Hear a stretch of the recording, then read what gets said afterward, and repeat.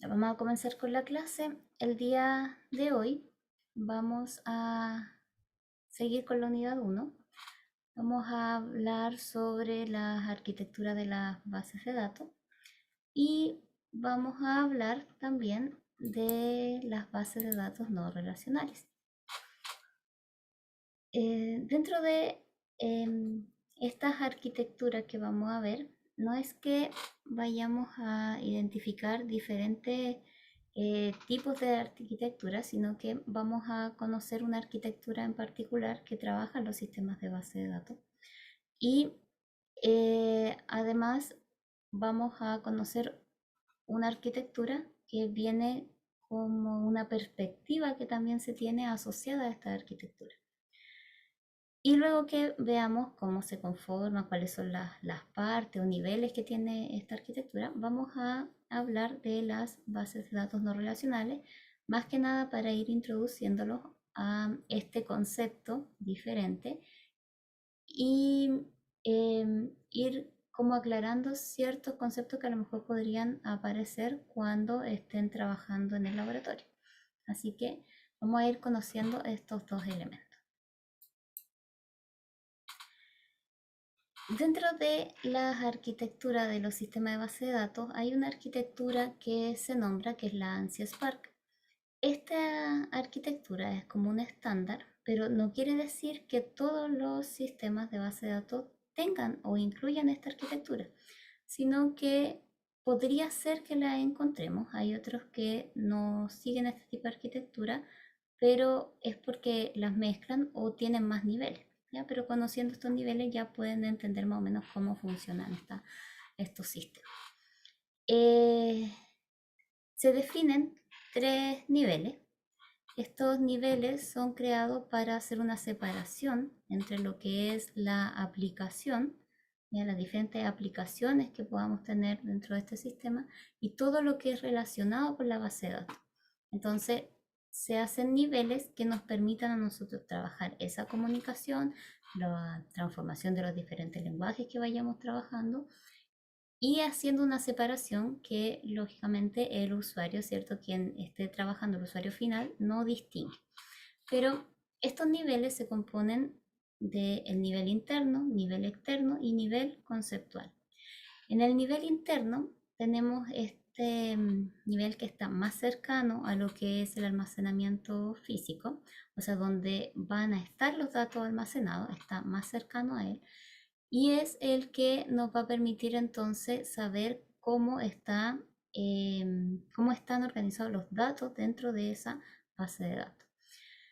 Tenemos el nivel externo, que vendría siendo la capa superior. ¿Ya? Este nivel externo es el que nos va a permitir conectarnos con los usuarios. ¿Ya? Entonces, más cercano de los usuarios finales y el nivel interno más cercano a la base de datos. Entre medio de ellos tenemos un nivel que es el nivel conceptual. Y este nivel conceptual es un nivel que nos va a permitir la comunicación entre el nivel interno y el nivel externo. Así es como vamos a imaginarnos esta arquitectura, con tres niveles, donde tenemos un nivel que se va a comunicar directamente con la base de datos, tenemos otro nivel que va a permitir la comunicación entre el nivel interno y el nivel externo, y el nivel externo va a estar comunicado con nuestros usuarios.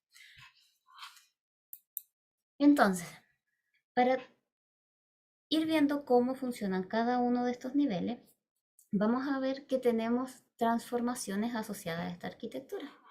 Estas transformaciones son la transformación conceptual interna y transformación externa conceptual.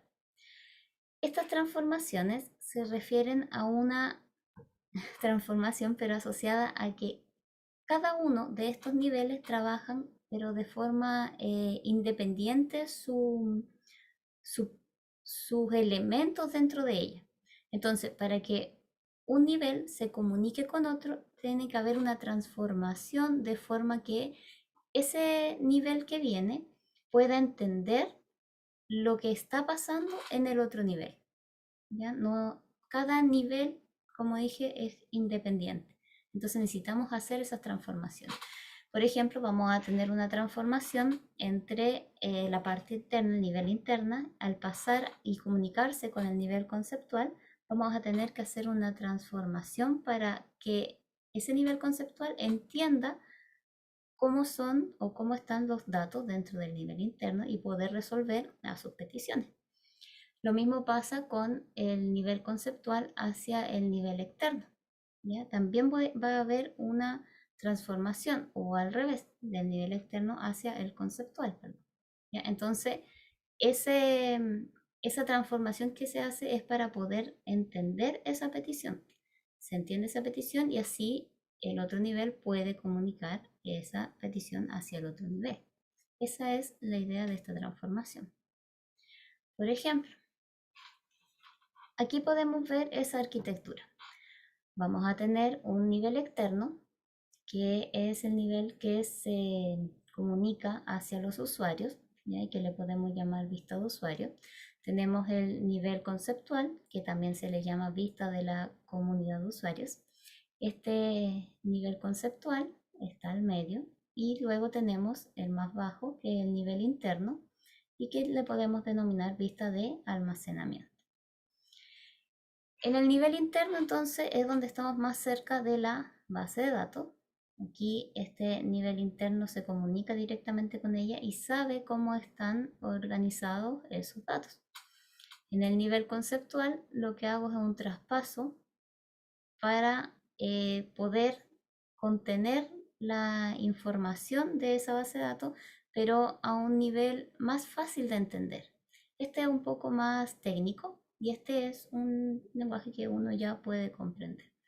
Y luego tenemos entonces la vista de usuarios, que acá también tenemos un lenguaje.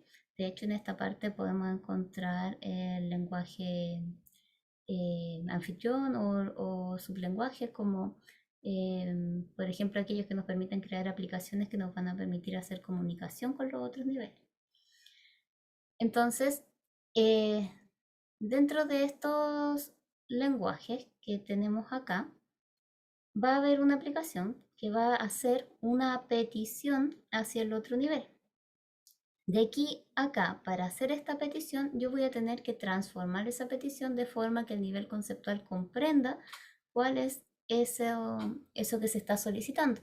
Por ejemplo, si se está haciendo una consulta de un dato X dentro de la base de datos, voy a tener que hacer esa transformación, voy a nivel conceptual, voy a tomar esa consulta, voy a ver si a nivel conceptual la podemos responder. Si se puede responder, quiere decir que en el nivel interno voy a poder obtener esa información. Entonces, de aquí voy a tener que hacer una transformación de esa petición para que el nivel interno pueda responderla y así enviar esa respuesta hacia la vista de usuario. ¿Ya? Bueno, si se fijan, aquí hablamos de los diferentes niveles, pero también comentamos de lenguajes. Y en esta parte nosotros tenemos ciertos lenguajes. Dentro de estos lenguajes que podemos encontrar, estos sistemas de gestión de base de datos tienen, como dije, un lenguaje anfitrión, que viene siendo este lenguaje que puede ser, por ejemplo, Java, un lenguaje que permita crear cierta aplicación. Y dentro de ese lenguaje viene incrustado, ¿ya? O puede estar dentro de lo que es este sublenguaje de datos. Este sublenguaje de datos es el que nos va a permitir trabajar con las bases de datos, el otro se encarga de la aplicación. Entonces, este sublenguaje de datos tiene dos lenguajes asociados, que es el DDL y el DML. ¿Ya? El DDL es el lenguaje de definición de datos y DML es el lenguaje de manipulación de datos. Entonces, estos dos lenguajes que vemos acá nos van a permitir definir los datos de la base de datos y este de acá nos va a permitir manipular esos datos que tenemos ahí. El lenguaje de definición de datos, más claramente que es LDD en español, nos va a permitir entonces especificar el esquema conceptual de la base de datos. Este lenguaje nos permite a nosotros poder definir cómo van a estar los datos dentro de la base de datos. O sea, por ejemplo, nosotros podríamos tener dentro de este lenguaje aquellas instrucciones como de creación de tablas, creación de base de datos. A eso se refiere el LDD. Aparte de ese lenguaje de definición de datos, tenemos el lenguaje de manejo de datos o lenguaje de manipulación de datos. Este lenguaje de manipulación de datos nos permite a nosotros agregar, modificar, eliminar datos. ¿Ya? Todo eso lo podemos hacer a través de este lenguaje. Pero existen dos tipos de LMD, que son los procedurales y los no procedurales. Y eso también va a depender con el tipo de base de datos que nosotros estemos trabajando. Por ejemplo, uno procedural se especifica qué datos necesito obtener, pero no le estoy indicando cómo hacer el proceso para poder llegar a ello y cómo obtenerlo. En cambio, cuando trabajo con un lenguaje que es no procedural, sí voy a tener que indicar qué dato es y cómo puede acceder a ello o cómo puedo llegar a ello dentro de esta base de datos. Entonces va a depender el tipo de base de datos que nosotros hayamos creado con la que estemos trabajando. Bueno, este gestor va a traducir entonces esta sentencia como lo habíamos hablado y va a traducir tanto para identificar cuál dato es el que se necesita como los procedimientos para poder encontrar esos registros. Las bases de datos que utilizan este lenguaje no procedural trabajan con el lenguaje SQL. Este tipo de lenguaje es más fácil de aprender porque no tenemos que saber cómo está almacenado abajo dentro de la base de datos, cómo están almacenados estos datos, sino que solamente debemos indicar cómo trabajar con ellos. En cambio, cuando trabajamos con los otros tipos de base de datos o con otros lenguajes como el no procedural, tenemos que saber cómo están para poder indicar de dónde obtener ese dato. Bueno, aquí hemos completado esta arquitectura. Esta arquitectura, como ven, tiene el nivel interno, el nivel conceptual que habíamos visto y el nivel externo. Y en el nivel externo encontramos el lenguaje anfitrión más este sublenguaje.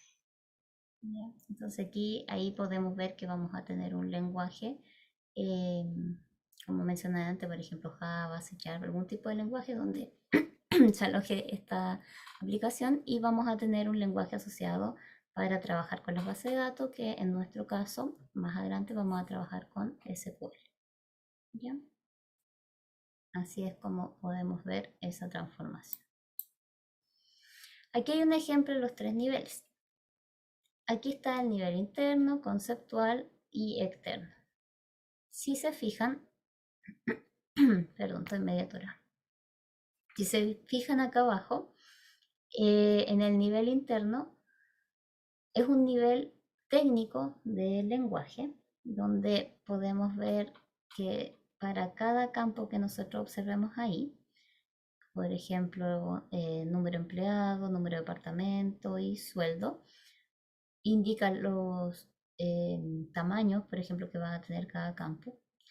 Y si suben al nivel conceptual, ya es un lenguaje que nosotros podemos entender un poco más. En este caso, en el nivel conceptual estamos viendo cómo está organizado estos datos dentro del nivel interno, pero no nos interesa saber el tamaño byte o muchas otras cosas asociadas, sino que nos interesa saber qué tipo de información, ¿cierto?, es la que yo puedo almacenar en ese campo. Entonces tengo que la tabla empleado, número de apartamento y salario. Acá incluso hasta los nombres son más difíciles de entender. En cambio en el conceptual ya viene un poco más claro. Entonces, este nivel conceptual es más fácil de comprender y aquí nosotros vamos a trabajar. Vamos a trabajar a este nivel conceptual hacia arriba. El externo, aquí tenemos dos vistas. Tenemos la vista PL1 y el externo acá, la vista para COBOL. Entonces acá podemos ver que esta vista puede obtener información sobre el empleado y sobre el salario. Y acá podemos obtener información sobre el número de empleados y sobre el número de departamento. Cada uno de ellos pueden acceder a la información, pero cada vista está restringida. Solamente puede acceder a la información que es relevante para él. Entonces, por eso es que tenemos este nivel para poder hacer esa diferencia entre los diferentes usuarios que nosotros podríamos tener, ¿cierto? Dependiendo de la aplicación, el usuario va a poder acceder a cierta información. Entonces aquí podemos ver esos tres niveles.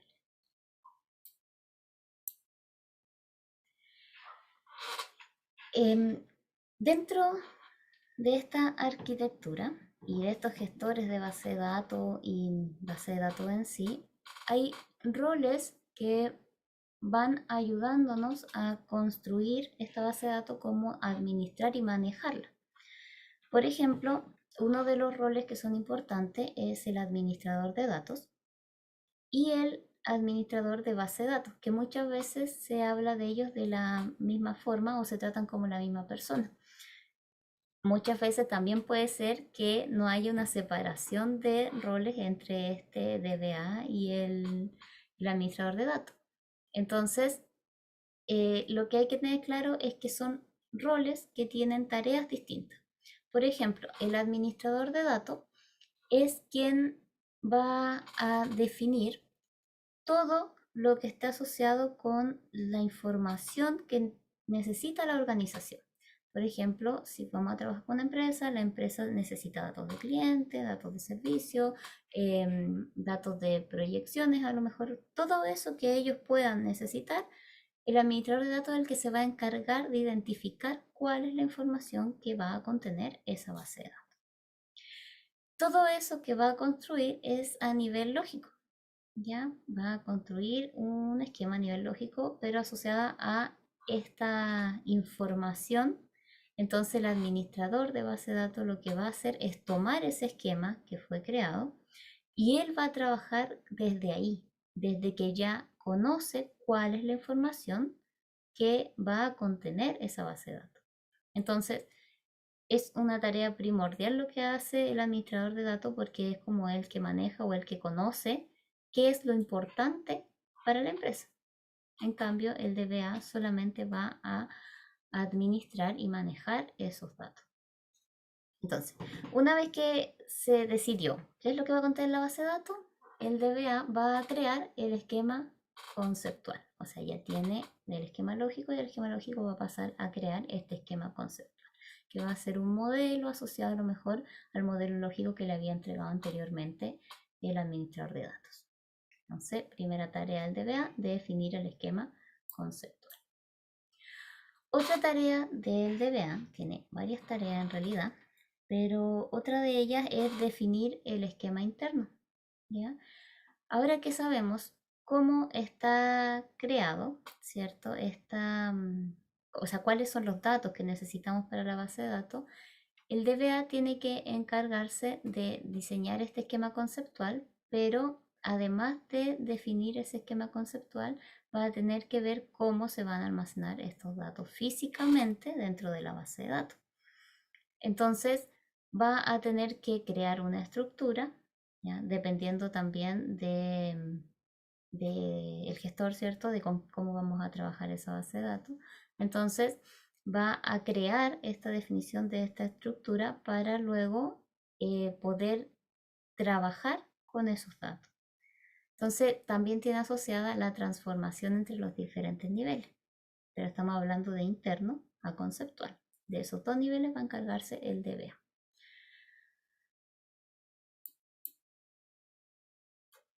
También el DBA va a tener que trabajar a nivel del nivel conceptual y el nivel externo, porque para poder crear este esquema del nivel conceptual, él va a tener que fijarse en qué es lo que necesita el usuario, qué es lo que necesita ver, cuáles son los datos que son relevantes para él, a cuál no debiera acceder. ¿Ya? Entonces necesita escribir este esquema de forma que sus usuarios puedan hacer sus consultas o peticiones de forma que puedan obtenerla de este nivel conceptual. Entonces también tiene que trabajar a nivel de la transformación externa conceptual. Y sus restricciones, ¿cierto?, de seguridad y de integridad dependiendo de roles o del tipo de usuario que tengamos al nivel externo, sobre el nivel externo.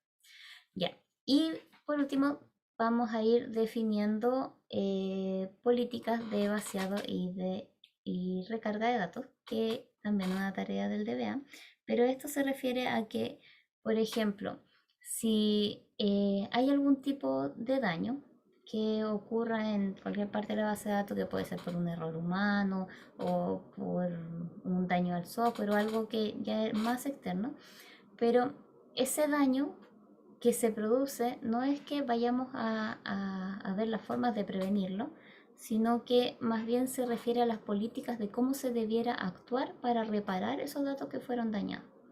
Entonces, eh, ¿cómo se debían definir estas políticas? Dependiendo de cuál es la importancia de los datos con que se está trabajando.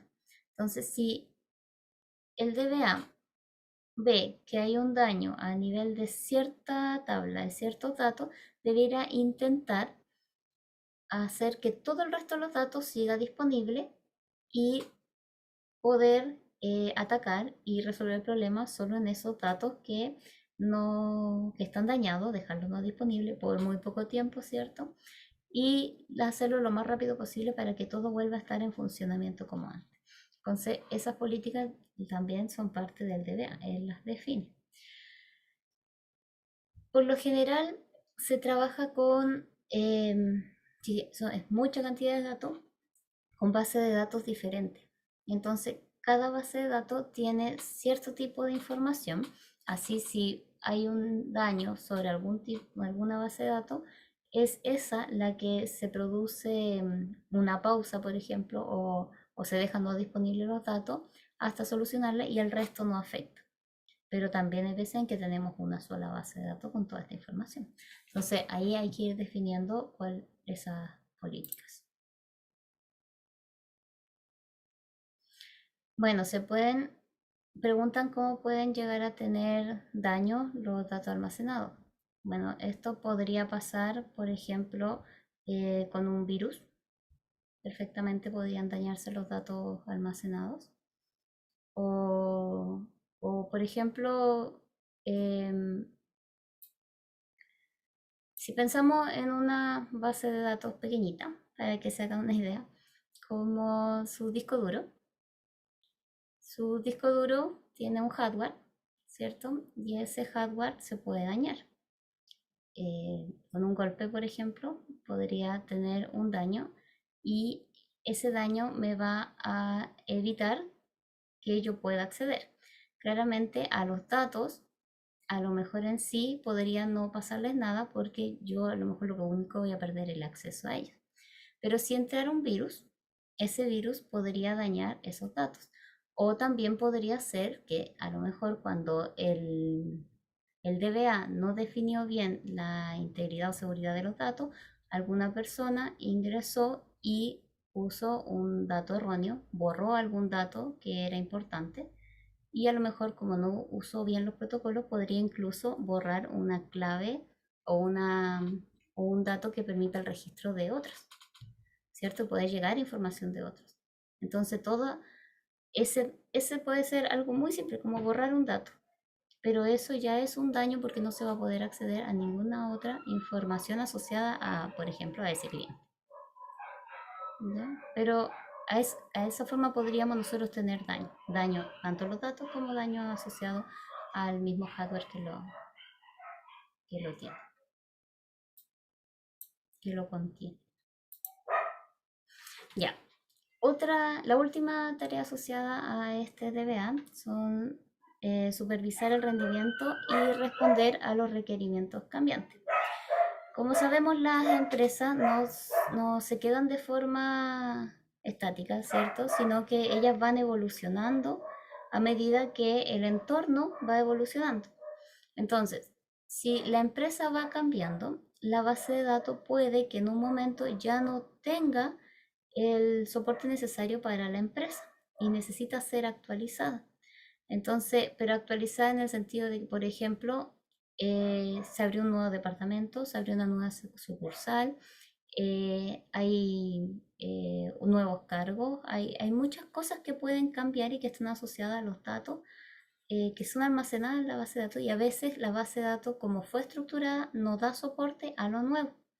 Entonces también él debe supervisar que esos requerimientos de cambiantes que tenga la empresa puedan ser administrados por la base de datos, puedan darle soporte. Y si no, va a tener que hacer un cambio, a veces, muchas veces hacen migraciones o simplemente a lo mejor es agregar un nuevo nodo, una nueva tabla, dependiendo de el tipo de cambio que esté pasando. Entonces, también es muy importante para poder hacer estos cambios que exista información sobre cómo está estructurada esta base de datos. Y esa información de estructuración se hace a través de los diferentes modelos que nos indican cómo está organizada esa base de datos. Por ejemplo, un modelo para una base de datos relacional, existe el modelo relacional que nos permite saber cómo están las tablas y cómo se relacionan entre ellas. ¿Ya? Entonces, es muy importante que él vaya supervisando y viendo que realmente la base de datos esté bien para lo que está actualmente la organización. Bien, dentro de, las arquitecturas nosotros dijimos que la ANSI Spark es una arquitectura que se utiliza dentro de la base de datos, pero no es que todos los sistemas o gestores de base de datos tengan esa arquitectura, pero sí es como lo más común que nosotros podamos encontrar. Pero hay otra perspectiva que también tiene que ver con la arquitectura y que es más simple. Bueno, igual tiene todo lo que hemos visto, pero solamente hace una separación entre lo que es el servidor y lo que son los clientes, que es la arquitectura cliente-servidor. Bueno, dentro de esta arquitectura, en el servidor es donde tenemos todo lo asociado a las funciones básicas del sistema gestor. La definición de datos, la manipulación de datos, todo eso va asociado al servidor.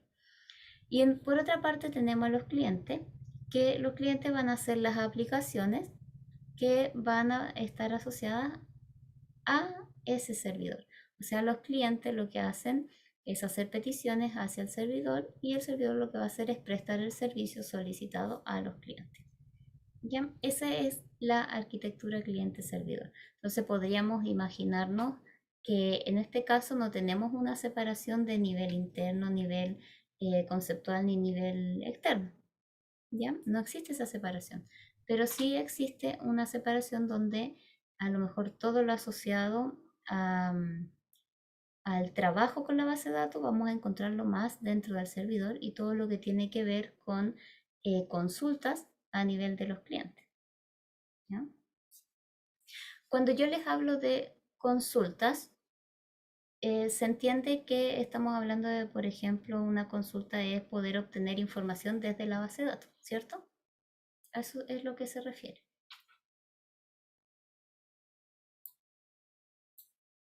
Entonces, por ejemplo, si vemos esta arquitectura, podemos ver que tenemos los usuarios finales. Esos usuarios finales se comunican con las aplicaciones, que en las aplicaciones está en lo que llamamos clientes, ¿cierto? La parte del cliente. Por medio de estas aplicaciones vamos a comunicarnos con el servidor y ese servidor está asociado al DBMS, ¿cierto? A todo este gestor con el que nosotros vamos a trabajar. Y es el gestor el encargado de comunicarse con la base de datos. ¿Bien? Entonces, así es como es la otra perspectiva asociada a este cliente servidor. Bueno, recuerden que del DBMS tenemos todo lo que hemos visto asociado a los lenguajes, a cómo están organizados los datos, cómo podemos comunicarnos con ellos, los protocolos, todo va a estar aquí. ¿Ya? Eso en la parte del servidor. Esa es como la diferencia entre las dos arquitecturas. Ahora, ya conocimos cómo está o funciona todo por debajo de este sistema gestor que nosotros ya vimos, ¿cierto? Y cómo funciona en completo el sistema de base de datos, incluyendo ese gestor. Vamos a hablar entonces ahora de que tenemos diferentes tipos de bases de datos. Hay bases de datos asociadas a bases de datos, como hablábamos anteriormente, jerárquicas, basadas en documentos, clave valor, como árboles, ¿cierto? Tenemos diferentes tipos de bases de datos a nivel de modelo o forma en que ellas trabajan. Las relacionales, ¿cierto? Pero una gran clasificación que se hace, por lo general en las bases de datos, es definir una base de datos como una base de datos relacional o una base de datos no relacional. Las bases de datos relacionales trabajan con, con tablas, ¿ya? Que esas tablas, muchas veces se les dice tabla, pero está asociado a la relación. Pero en realidad es un lenguaje tan común que uno puede tratarlas como tablas normalmente, pero lo que se está refiriendo esa tabla es a la relación que existe entre los datos.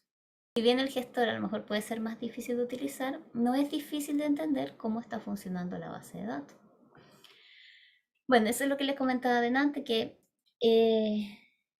estos sistemas se denominan relacionales, pero muchas veces se confunde en que la relación está asociada por el enlace que hacemos entre las tablas, por eso son relacionales. Y lo que se refiere a que son bases de datos relacionales es por el término de trabajar con la tabla. ¿Ya? Entonces, si pensamos en eso, que estamos hablando de que trabaja con la tabla, cuando hablamos de una base de datos no relacional, entonces quiere decir que no trabaja con tablas. Veamos un ejemplo de la base de datos relacional. Ya habíamos visto anteriormente ejemplos, pero ahora a lo mejor le van a ir tomando más sentido donde ya lo vieron a través del laboratorio. Tenemos una tabla dada, tiene vino, tiene año, tiene botellas. Esta tabla está relacionando estos campos, ¿cierto? Los colocó en un solo fichero, en un archivo. Si hacemos una operación sobre la tabla, por ejemplo, acá tenemos el lenguaje SQL, quiere seleccionar vino, año y botella desde la tabla Cava, desde esta tabla, pero donde el año sea mayor a 1995. Entonces, lo que hizo es mostrar como resultado una tabla nueva.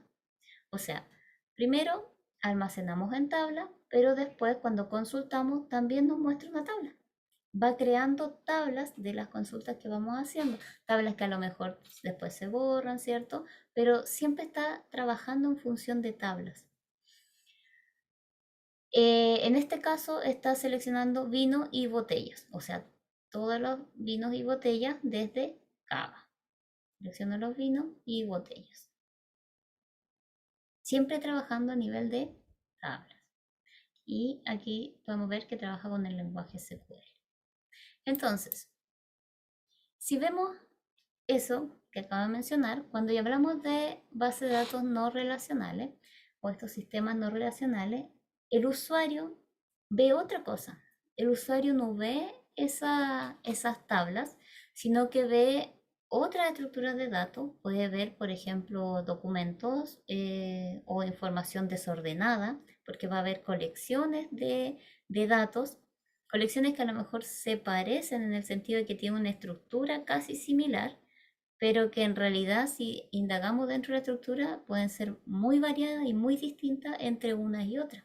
Entonces, para el usuario ver esa información es como mucho más desordenado y más difícil de comprender de cómo está organizada esa información. De hecho, podríamos incluso decir que a lo mejor no está organizada, pero así no lo es solo lo que vemos, ¿ya? Un poco más complejo el verlo. Bueno, y vamos a tener que trabajar con otras formas de manipulación. Por lo tanto, no se trabaja con el lenguaje SQL, sino que ahí depende, por ejemplo, si son documentos, se podría trabajar con XML o con otro tipo de estructura dependiendo de la base de datos en sí. No hay como un estándar en ese sentido. Entonces, por ejemplo, abajo podemos ver otra estructura, no como lo que yo mencioné de base de documentos, sino que otra estructura podría ser que lo viera a nivel de árboles, o sea, como que viera puros nodos conectados y enlazados entre sí, pero no asociados a tablas. Y como dijimos anteriormente, ¿se acuerdan cuando hablamos de los lenguajes procedurales y no procedurales? En este caso, nosotros en este tipo para poder trabajar y poder acceder a esos datos, yo debo indicar cómo acceder a ese dato precisamente. O sea, tengo que saber más o menos cómo está conformado o almacenado el dato para poder llegar a él. Y por lo general, si estamos trabajando con nodos, vamos a trabajar con ciertos apuntadores para saber a dónde estamos accediendo. Aquí hay un ejemplo de base de datos no relacional.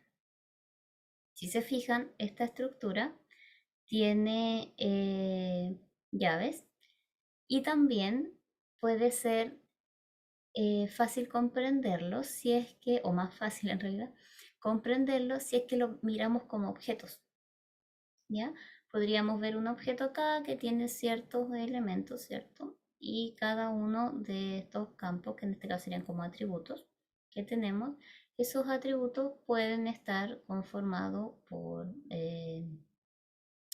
valores simples, ¿cierto? O incluso podríamos tener dentro de este tipo de datos, como ven acá como un arreglo, podríamos tener otra estructura dentro de esta misma estructura. Por ejemplo, si nosotros definiéramos ¿cómo se llama? Un atributo que tuviera dentro de él toda una estructura de datos asociada a ese elemento, también podría ser, porque sería parte de esta información, siempre y cuando esté dentro de estas llaves. Entonces podríamos tener más llaves aquí adentro haciendo agrupaciones. Por eso es un poco más enredado entenderlo, pero cada documento que se va creando va teniendo su lógica y siempre respetando que esté dentro de esas llaves. Como lo vemos de forma técnica, tenemos un tipo, ya por ejemplo name, y tiene un valor. Y así vamos, tipo valor, tipo valor, tipo valor. Y también se puede llamar como clave valor, por lo tanto accediendo a esto nosotros podríamos acceder a los valores asociados. Entonces así es como se ve una base de datos no relacional. Entonces, una base de datos no relacional la podemos encontrar en la literatura o si ustedes googlean esta base de datos, por lo general la podemos encontrar como bases de datos no SQL. Es porque no usan el lenguaje SQL, pero no que no lo usen 100% no usado, solo que es no solo SQL, eso es lo que dice. Entonces, no, eso es lo que se refiere a este no SQL. Entonces, la idea es que este lenguaje de consulta no es parte de la base de datos no relacionales. Las bases de datos no relacionales, como dije, van a trabajar a nivel de documentación, pueden ser a nivel de árboles, grafos, todo aquello que no tenga asociada una tabla. ¿Ya? Tiene varias propiedades, varias características que resulta conveniente trabajar con ella. Por ejemplo, dentro de ellas tenemos la flexibilidad. Esa flexibilidad está dada por el tipo de información que nosotros estamos manejando. Por ejemplo, como les mostré antes, podemos tener diferentes tipos de datos almacenados. Podemos agrupar datos en un mismo atributo, ¿cierto? Varios datos. En cambio, cuando hablamos de una base de datos relacional, en cada tupla, ¿cierto? En cada campo que nosotros queremos insertar un dato, solo podemos tener un dato, no podemos tener más que un dato. Y acá no, acá sí podemos manejar harta información asociada a un solo atributo en este caso. Entonces es más flexible en ese sentido. Tiene una escalabilidad horizontal, que a eso se refiere a que, por ejemplo, cuando hablamos de que si la organización va evolucionando y queremos agregar nueva información, en este caso solamente podríamos agregar un nodo y ese nuevo nodo o ese nuevo documento tendría la información faltante y que ahora completa todo este modelo de la base de datos. Pero en un modelo relacional eso es más complejo, es más complicado porque aparte de las tablas, porque agrupamos información en las tablas, ¿cierto? Si queremos agregar una nueva tabla, tenemos que ver cómo enlazamos esa tabla y si esa tabla que estamos agregando a lo mejor no es una única tabla para la información que voy a agregar, necesito agregar muchas tablas o quizás incluso necesito cambiar cómo está creada esa base de datos. Entonces, eso es más fácil dentro de la base de datos no relacional. Respecto al alto rendimiento, bueno, este tipo de base de datos funciona bien con altas cantidades de datos, ¿ya? Y trabaja a bajo recurso.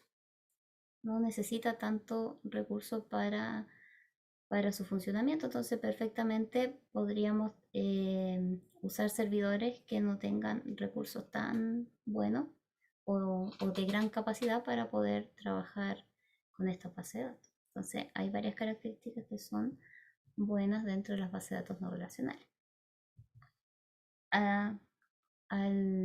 ¿Cómo que se llama?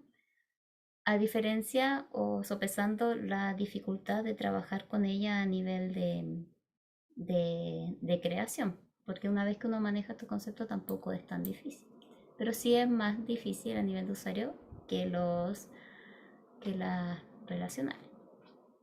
Algunos ejemplos de gestores de base de datos no relacionales, tenemos acá Cassandra, Redis, MongoDB, PostDB. Hay otros más, ¿ya? Pero dentro de los que más se nombran, MongoDB, Cassandra son como los más utilizados. Nosotros vamos a trabajar, hasta ahora se está definiendo para el laboratorio con MongoDB. Así que ahí vamos a conocer ese gestor. Y vamos a ir viendo. Y van a conocer un poquito más de esta base de datos no relacionales.